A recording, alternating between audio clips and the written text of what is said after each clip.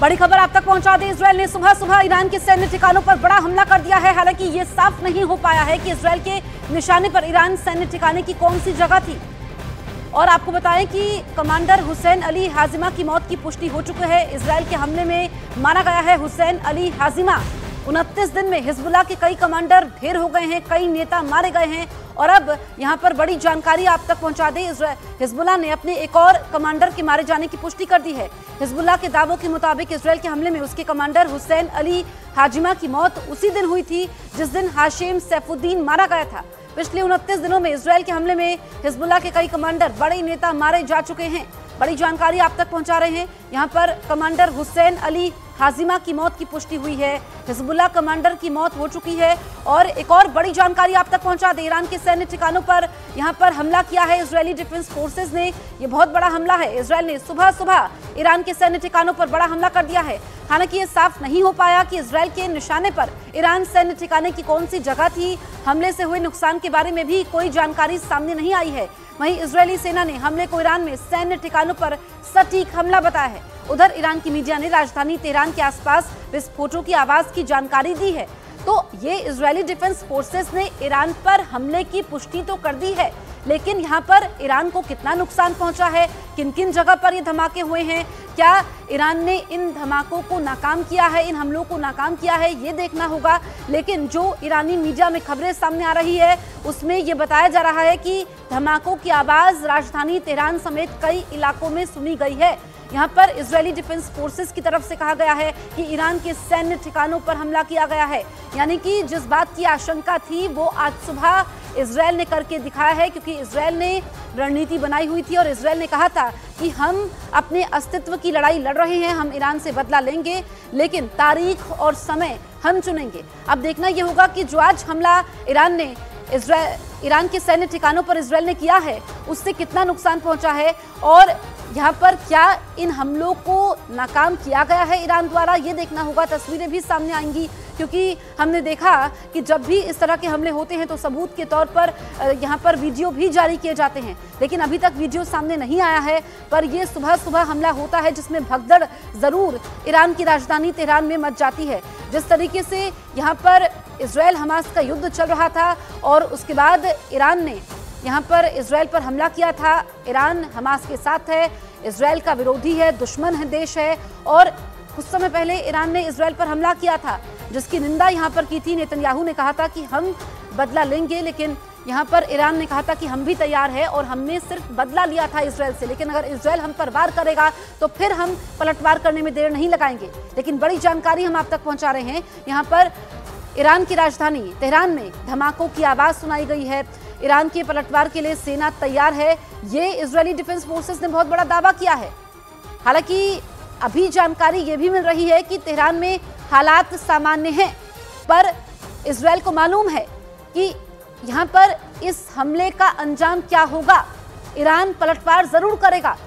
इसी वजह से इजरायल ने न सिर्फ इस हमले की पुष्टि की है कि इजरायली डिफेंस फोर्सेस द्वारा ईरान के सैन्य ठिकानों पर सटीक हमला होता है, ईरान के सैन्य ठिकानों को निशाना बनाया जाता है, बल्कि इजरायल ने यह भी कहा है कि ईरान अगर पलटवार करेगा तो फिर हम तैयार हैं।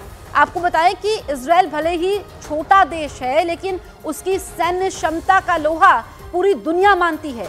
और जब भी दो मुल्कों के बीच में युद्ध होता है तो दुनिया दो खेमों में बंट जाती है।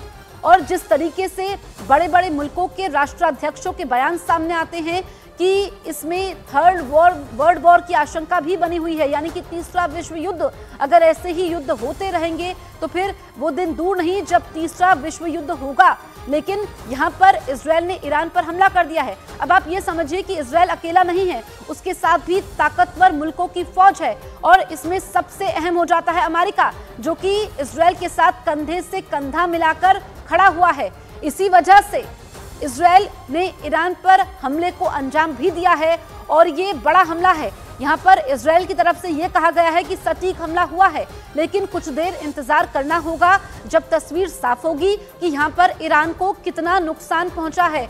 रिफत अब्दुल्ला हमारे सहयोगी बेरूत से हमारे साथ लाइव मौजूद हैं। रिफत, जिस तरीके से हालात बने हुए हैं, आप लगातार ग्राउंड जीरो पर मौजूद हैं, लेकिन आप ये बताइए, क्योंकि यहाँ पर हिजबुल्लाह को तो काफी नुकसान हो रहा है, लेकिन इजराइल ने जो ईरान पर हमला किया है इसको आप किस तरीके से देखें, क्योंकि ईरान तो जरूर पलटवार करेगा इजराइल पर।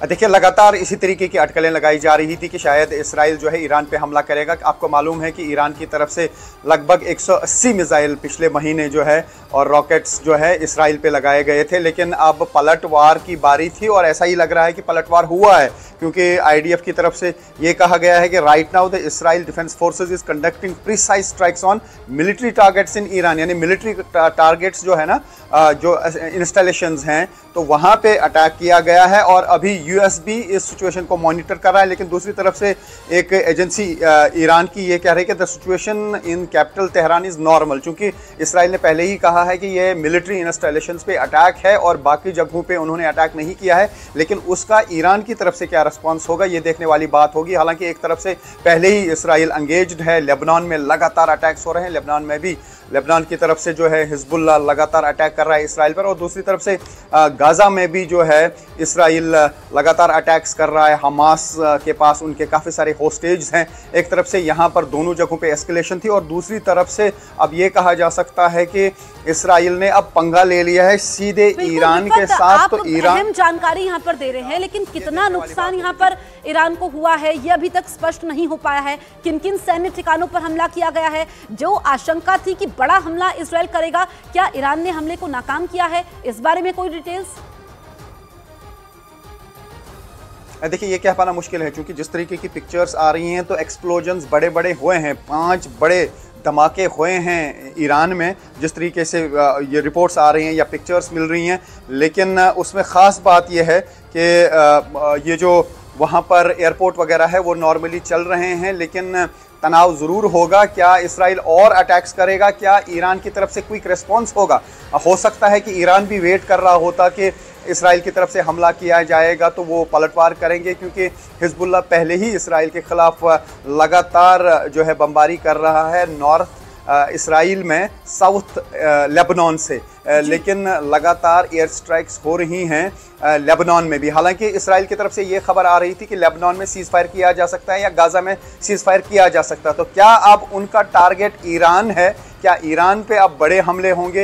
ये तो आने वाला वक्त बताएगा, लेकिन फिलहाल ये कहा जा सकता है कि इस पूरे मिडल ईस्ट में तनाव बहुत ज़्यादा बढ़ गया है और ईरान में भी तनाव बढ़ गया है। और जंग की खौफनाक तस्वीरें हमें दिखा रहे हैं। आप भी अपना बहुत ख्याल रखिए। शुक्रिया आपका तमाम जानकारी हम तक पहुंचाने के लिए।